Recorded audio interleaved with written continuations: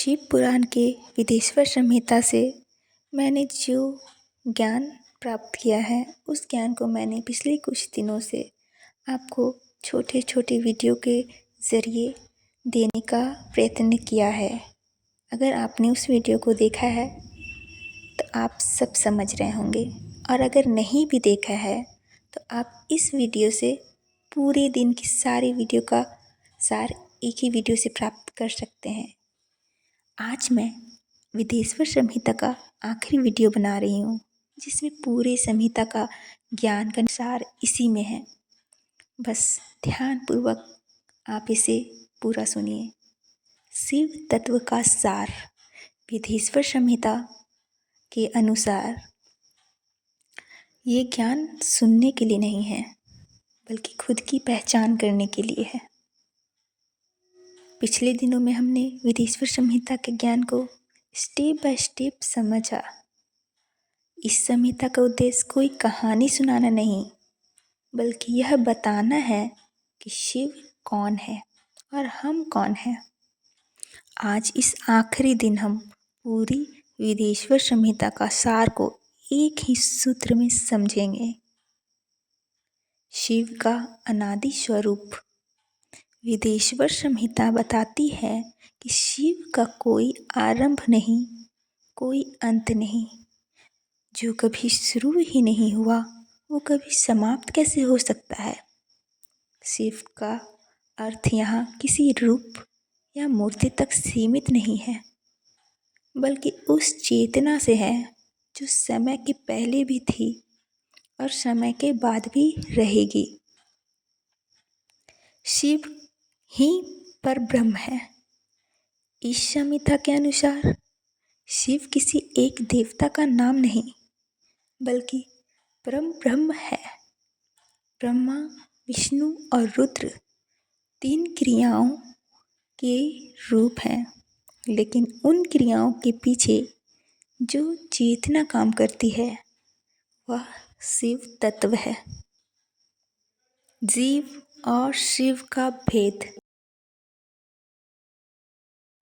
जब वही चेतना शरीर, मन और अहंकार से जुड़ जाती है तो उसे जीव कहा जाता है, और जब वही चेतना सब बंधनों से परे होती है तो वही शिव तत्व है। इसलिए विदेश्वर संहिता कहती है, जीव और शिव अलग नहीं, बस दृष्टि का भेद मात्र है। अब बंधन और मोक्ष। बंधन किसी बाहरी शक्ति से नहीं, बल्कि अज्ञान से पैदा होता है, और मोक्ष का अर्थ किसी और लोक में जाना नहीं, बल्कि यह समझना है कि हम कभी बंधे ही नहीं थे। यह पहचान है मोक्ष। विदेश्वर संहिता सिखाती है भक्ति, ज्ञान और वैराग्य के बारे में, कि भक्ति बिना ज्ञान अधूरी है और ज्ञान बिना भक्ति कठोर।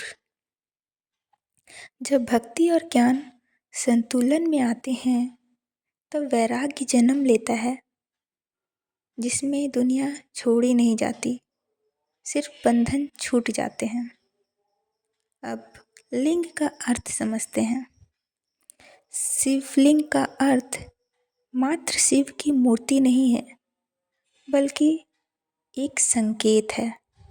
ऐसा संकेत जो उस सत्य की तरफ इशारा करता है जो रूप और नाम से परे है। शिवलिंग हमें याद दिलाता है कि शिव को सिर्फ देखना नहीं, बल्कि समझा जाना है। विदेश्वर संहिता का सार बहुत सरल है। विदेश्वर संहिता हमें शिव को पाना नहीं, पहचानना सिखाती है, और यह पहचान बाहर नहीं, खुद के अंदर होती है। जब जीव अपनी गलत पहचान छोड़ देते हैं, तब शिव तत्व स्वतः ही प्रकट हो जाता है। यह ज्ञान किसी ग्रंथ में बंधने के लिए नहीं, बल्कि जीवन में जीने के लिए है।